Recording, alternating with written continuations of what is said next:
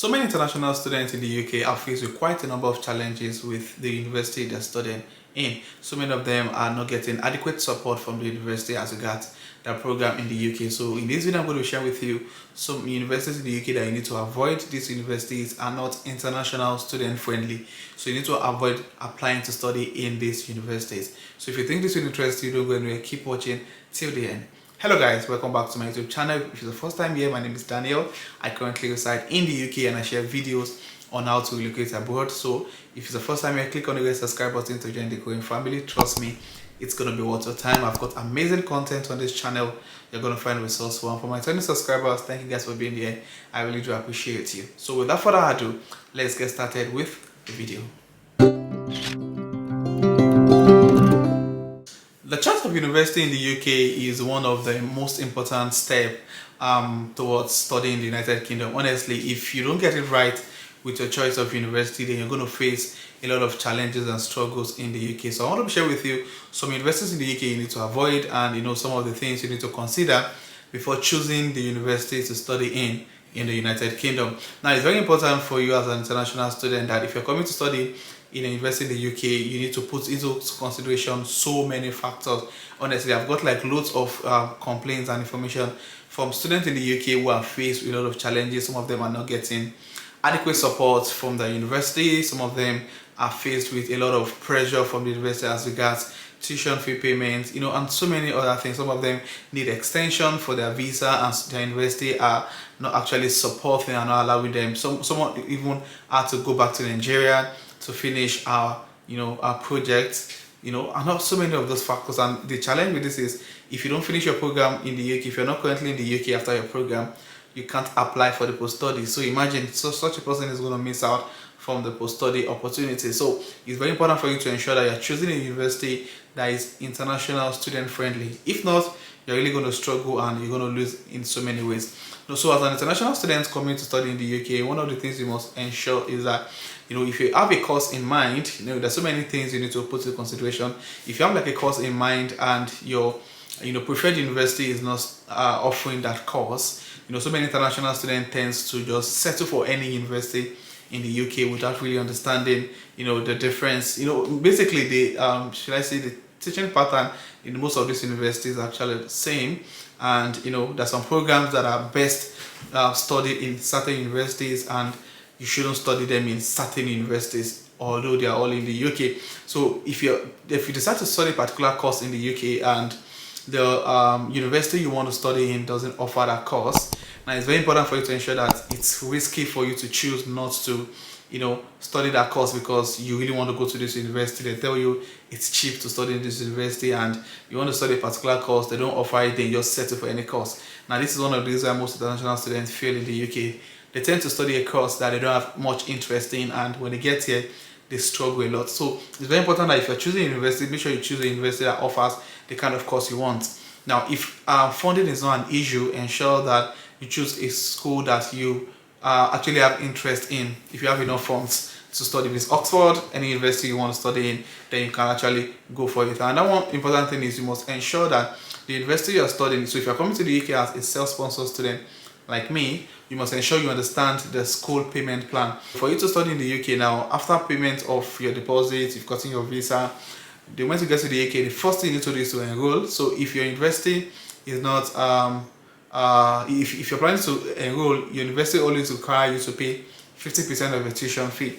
So now for me as a student in the UK, I had to pay 50% before I enroll. And if you're coming to study in a particular university in the UK, you need to understand the payment structure. Now for a particular university in the UK, they require you to pay up 50% of your tuition fee before you enroll, and the moment you are almost done, in 3 months after you started your program, they expect you to pay up the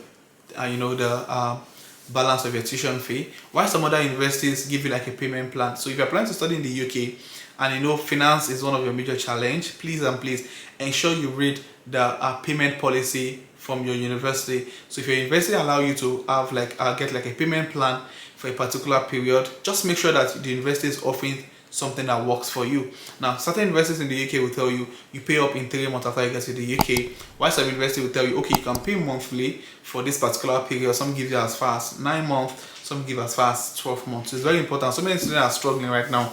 I know someone that is going through a lot of pressure. She's got like an assignment to submit on Wednesday, and our school portal was closed on, I think it was closed on, we met on Saturday.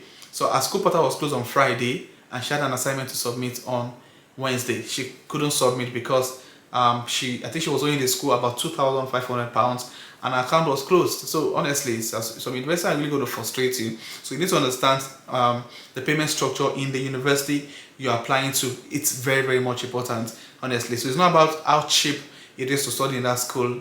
One thing that is important is how you'll be able to actually meet up with the financial obligation for the tuition fee balance. So some schools, so if you're looking for a university in the UK, ensure that you ask questions, send email to the admission team to confirm if they've got like a payment structure for international students. Some are not going to allow you to get any payment structure. So as a matter of fact, some will even start sending you threatening email as regards the tuition fee balance or to pay. So another thing you also need to consider if you're choosing university is location. Yeah, I understand that certain cities in the United Kingdom are quite affordable, while some are extremely, shall I say, they're quite, expensive to live in those cities. So it's very important for you to ensure that you check your financial strength and decide on which university to go for. Now, some universities are actually top notch. They're like, they're part of the top universities in the UK, and it's also very important for you to confirm that you can actually survive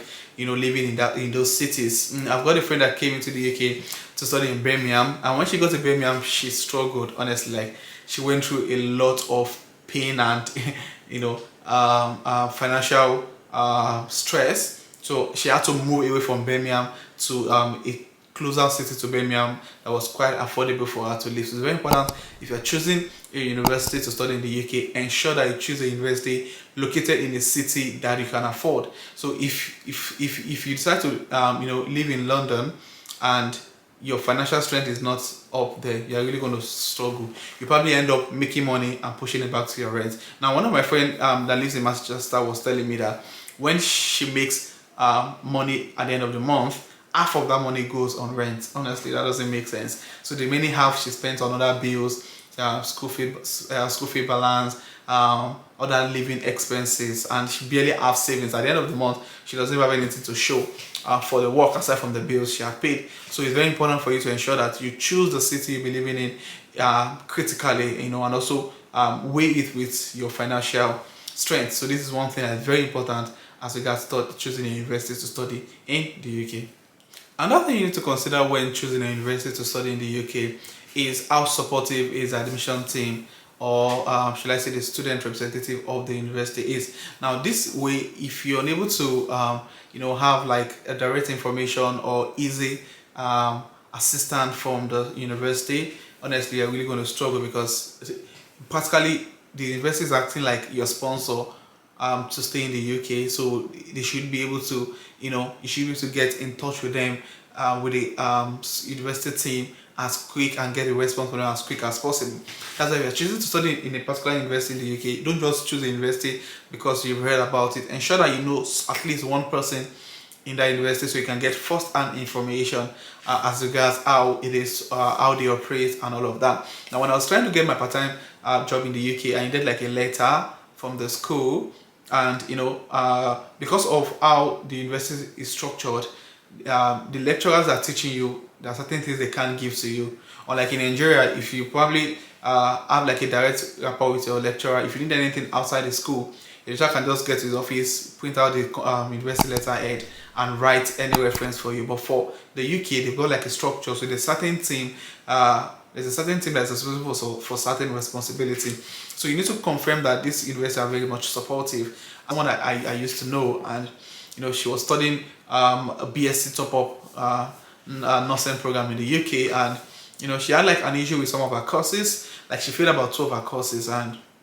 she had to retake those courses the following semester, and she struggled with academics. And at that point, I got to know her towards the end of our program, and we're just having a conversation, and she told me how she's currently writing a project, and because of the courses she failed in previous semesters, because her program is just for 9 months, so she had like limited time to stay in the UK for the program. So by the time she was done sorting out the courses she failed, she was also writing a project, and because of the pressure and a lot of engagement she had, previous lectures she had to attend to, exams she had to attend to, she didn't do well. She couldn't meet up with the deadline for the submission of her project. Now the university she attended here in the UK, she requested like for an extension, which is a normal thing.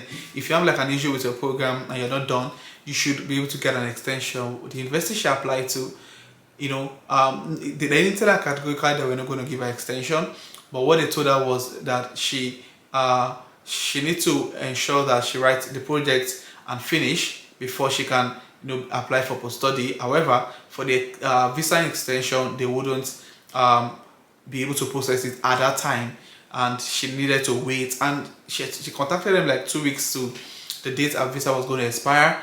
So they just told her she had to wait, that they're not going to be able to process her visa extension now. She needed to wait, and if she can't wait before her visa expires, she needs to go back to Nigeria to finish her project and send it, that the university is going to send a certificate to her back in Nigeria.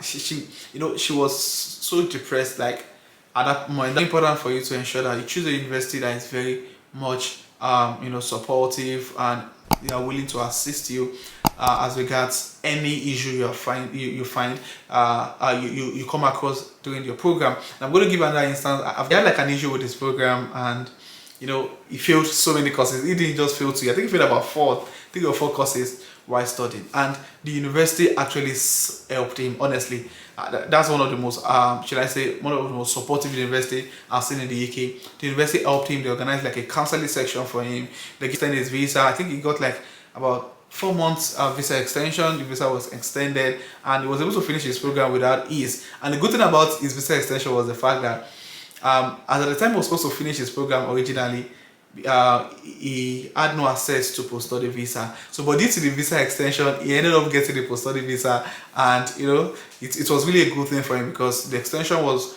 didn't just allow him to get the post-study visa, it also allowed him to be able to finish his program at ease. So please guys, if you're coming to the UK, ensure that you make a lot of research. At least have one person in the university you are going to where you can get first-hand information, from. This is very important, honestly, because the ease of your program in the UK is really dependent on the kind of university you find yourself.